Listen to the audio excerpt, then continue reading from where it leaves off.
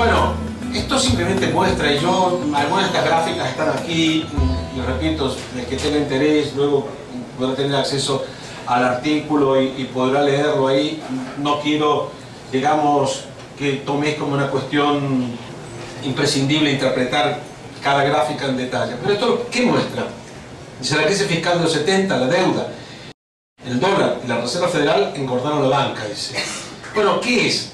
Simplemente esto lo que muestra la expansión de las operaciones bancarias, es decir, cuando se produce esta situación de crisis de los años 70 a nivel mundial, que como digo, se traslada sobre todo a América Latina, que tenían problemas, pero se les multiplica la deuda, en ese momento, ¿qué ocurre? Que los países de América Latina, que hasta el momento habían sido lo que yo llamo, utilizando jerarquías deportivas, diría yo, la segunda división del sistema capitalista, entendiendo por primera la del mundo desarrollado, porque había tercera y cuarta, como está claro, es decir, América Latina, siendo subdesarrollada, tenía un nivel de desarrollo muy superior a la mayor parte de Asia y de África, y todavía la tiene, a pesar de todo, ¿no? Bueno, exceptuando algunas partes de Asia, hoy de Asia Oriental, Asia, bueno, y de ciertas partes de Asia Oriental, porque China es muchas Chinas. China es Shanghái, pero también es el pobrerío tremendo, vive en condiciones de esclavitud prácticamente. Bueno, ¿qué se quiere señalar concretamente? La idea central es esta, que cuando se hunden los mercados latinoamericanos y también los desarrollados, el capitalismo industrial, que había hecho grandes beneficios en los años anteriores, desde finalizar la Segunda Guerra Mundial, los había hecho fundamentalmente a través de la explotación de estos mercados en condiciones, como digo, protegidas. Los monopolios eran monopolios protegidos por el Estado. La protección del Estado fue esencialmente para los grandes monopolios, que así podían multiplicar sus beneficios. Cuando un monopolio no tiene la competencia de otro monopolio, porque cuando hablamos de monopolio y competencia, tenemos que entender que aunque haya monopolio, siempre algo de competencia existe. Llamamos competencia monopolística a la competencia entre la Pepsi-Cola y la Coca-Cola. Son dos monopolios. Compiten, pero vamos, seguramente, digamos, todos los que consuman Coca-Cola aquí, yo ya estoy aprovechando para hacer publicidad, todo un horror, digamos, probablemente no les es indiferente tomar Coca-Cola o Pepsi-Cola, al menos psicológicamente. No sé si luego, si uno le cuela una por la otra, son capaces de distinguirla, pero eso ya es otra historia. La cuestión es que quiero decir que hay competencia, pero a nivel de monopolio, en donde cada uno tiene su propio mercado de consumidores fieles. Bueno, ¿esto a dónde voy? Decía, este había sido el funcionamiento que había tenido la economía capitalista de posguerra. ¿Y qué ocurre? Que cuando estamos hablando de que de pronto en Europa hay recesión, en América Latina, tengo que ir a cortar, en América Latina hay también recesión y un tremendo endeudamiento, que para que lo paguen se les hace lo que se está haciendo con Grecia, con Portugal, y probablemente, y bueno, y con nosotros, ¿no? Y probablemente no pare aquí en el sur de Europa, es decir, empobrecerlos cada vez más para que haya un superávit fiscal, para que se pague la deuda. Bueno, ¿qué ocurre? Que entonces cualquier capitalista sabe ya que ese ha dejado de ser un mercado interesante, porque ya la gente no va a poder seguir consumiendo como antes. Entonces, si habíamos llegado a una situación en donde el capital acumulado, es decir, la capacidad de producción, había subido demasiado respecto a la capacidad de compra, si encima se reduce la capacidad de compra, pues ya no digamos cuánto capital sobra. Entonces, ¿qué deberían hacer los capitalistas? Pues coger las fábricas desde, por ejemplo, América Latina, con una gran paramecánica, meterlas en un avión y llevárselas a Asia. Sabemos que eso no es fácil, ¿no? De momento no se ha conseguido. ¿Qué es lo que necesitan hacer entonces? Necesitan convertir esa fábrica, esas maquinarias, en dinero. Y para eso, las entidades bancarias, la deuda, particularmente la deuda externa, cumple un papel central. Intentaré explicarlo en un ejemplo sencillo. Si, por ejemplo, la General Motors, que por ejemplo estaba en Argentina y levantó el establecimiento de Argentina, si la General Motors se quiere ir de Argentina, ¿qué hace? Vacía la empresa en términos de capital, no en términos físicos. ¿Cómo se consigue eso?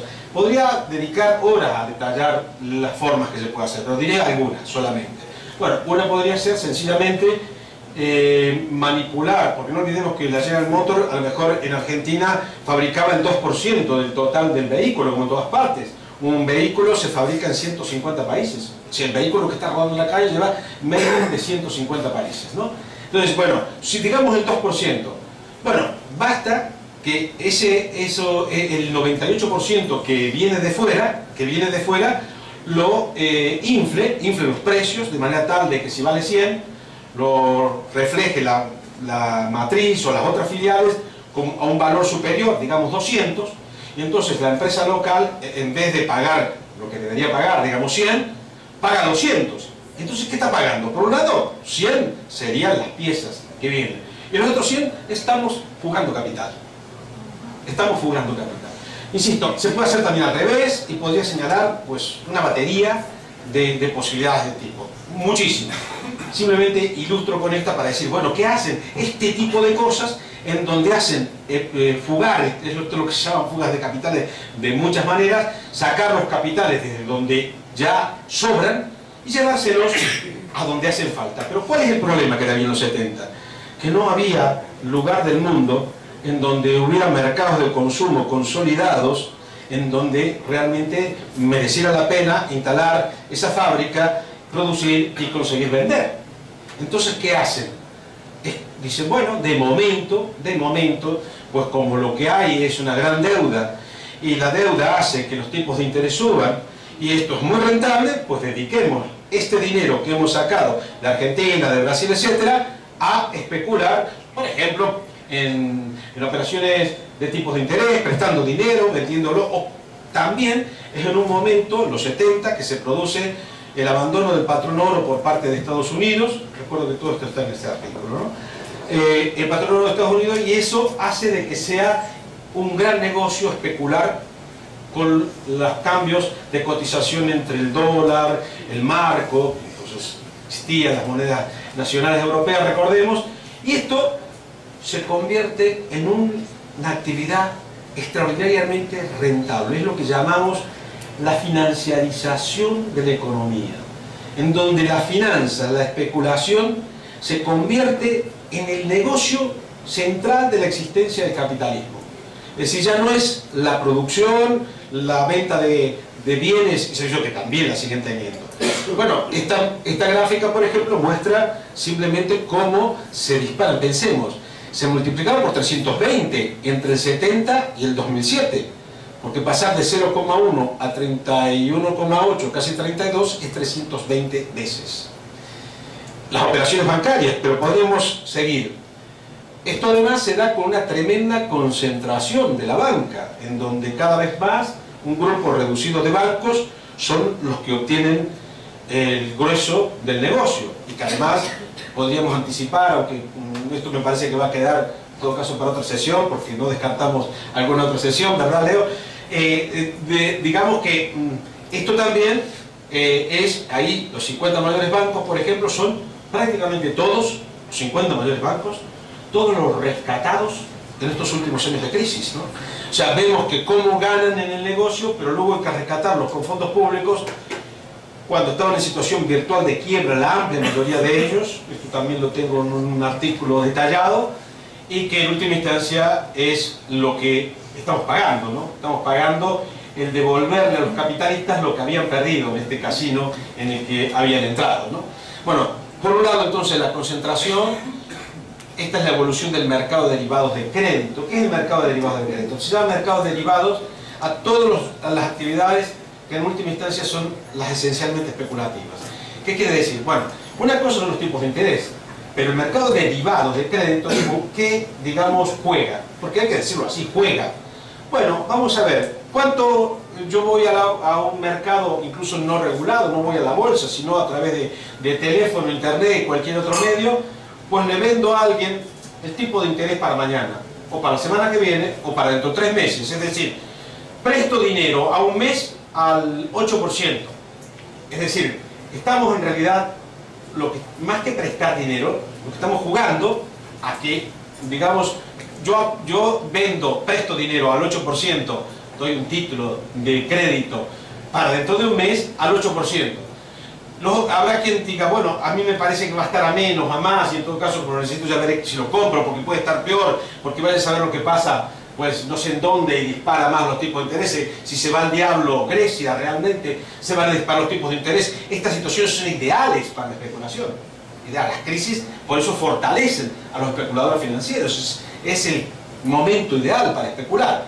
Bueno, esto hace que, entonces, esto se llama los derivados de crédito, pero hay muchos otros derivados financieros, que derivados quiere decir un título, digamos que en realidad no tiene valor en sí mismo, sino en relación a otro, que se llama subyacente. Entonces se especula hasta con el clima. ¿Cuál va a ser el clima dentro de una semana o un mes? O cuál va a ser la recaudación de los cines en California. Cosas, eso es lo que hace que hablemos de un auténtico capitalismo de casino, ¿no? Bueno, esto es la evolución, pero lo voy a saltar porque esto cuenta más o menos lo mismo. Cómo han evolucionado distintos indicadores financieros en la economía real. Uy, no, perdón, no quise apretar esto. En 1982, veamos, el PIB mundial era ese, el Producto Bruto Mundial. En 2007 es este, ¿no? Vamos atrás. Este es el mercado de derivados de mercados no regularizados, es decir, esto que se hace por teléfono, por email, operaciones estas que no tienen ningún control, o en los paraísos fiscales, ¿no? Mercado, y por lo tanto estas son estimaciones a partir de datos indirectos que hacen los organismos internacionales, y estos datos son del Fondo Monetario Internacional. Bueno, veamos cuál era la situación en 1982. Ese hueco indica que prácticamente no existía. Y veamos cuál es la situación actual. Este es el mercado de divisas, las operaciones especulativas con cambio de moneda en 1982 y en 2007. Bueno, si nosotros sumamos esta y esta, supera a esta, que son las reservas mundiales de divisas. Con lo cual, podemos ver que estas son operaciones diarias. Operaciones diarias en el mercado de derivados, como dije, no organizados, es decir, fuera de la bolsa, para entendernos. Y esto sería el mercado de divisas. Como podéis comprender, ni todas las reservas del mundo, de todos los bancos centrales, pueden enfrentarse con algún éxito a controlar las acciones especulativas de estos mercados. Son inferiores. Por lo tanto, ya eso nos da una idea. Bueno, podríamos seguir simplemente comparando con otros datos. Estas son las exportaciones mundiales, son ridículas comparadas al volumen de cualquiera de estas otras circunstancias. Y si vamos a esta muestra algo parecido, pero lo anterior eran medias diarias, es decir, valores diarios. Esta, lo que muestra aquí, es el valor total del mercado de operaciones de over the counters, es decir, de mercados no organizados. Veámoslo. Esto es esto, y estas son ahora las reservas mundiales. La diferencia de tamaño es simplemente porque hay una distinta escala. Entonces, estas ahora son las reservas mundiales y este es el mercado de operaciones especulativas de los mercados no organizados. Es decir, es imposible que los gobiernos, los mercados, digamos los estados, los bancos centrales puedan realmente regular nada. Cuando pedimos regulación, que obviamente tenemos que exigir y conseguir, no se trata de que lo hagan a través de estos mecanismos de mercado, es imposible. Las regulaciones tienen que ser de otra índole, porque además no hay que olvidar, una cosa que siempre es importante recordar, que todo esto en gran parte se desarrolla en los paraísos fiscales, donde están al margen de cualquier regulación, de control, de fiscalidad, y además donde se juntan el dinero de la criminalidad financiera, de especulación, con el de la criminalidad a secas, de la prostitución, del tráfico de personas y del crimen organizado, que al final va a entrar normalmente en los consejos de administración de las empresas transnacionales, ¿no? Por lo tanto, decía que esto es lo que llamamos la financiarización de la economía, donde se ha llegado a un punto tal que independientemente ya de la voluntad de un gobierno o de varios gobiernos, esta dinámica es la que impone, digamos, las condiciones a todos.